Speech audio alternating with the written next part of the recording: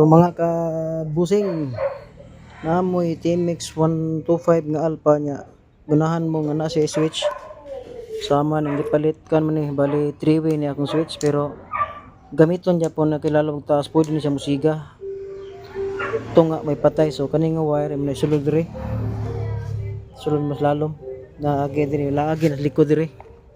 Ni likod. So bulungon ni mo ni kaning color sa kuan, bulungon ni mo ni siya dire sa headlight. Makitaan gani mo ni siya. Bulungon dani mo ang wire nga blue ug white, no. Na blue ug white na ha. Imo na siyang putlon. Na muna imong putlon kaning blue ug white. So, muna imong butangan sa switch na muni. Muni dito gikan sa switch ha. So dali ra kay siya magkuan kag switching ani para makapalong po ka sa imuhang suga madlaw. So maora na mga kabusing, buske.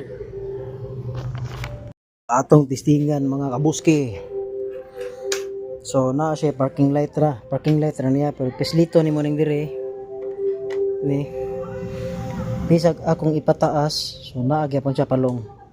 Bisan pag ako siyang ipailalom pag pislit pwede ra gyapon siya kay ako man ni siyang gidual kay 3-way man akong switch nga gigamit.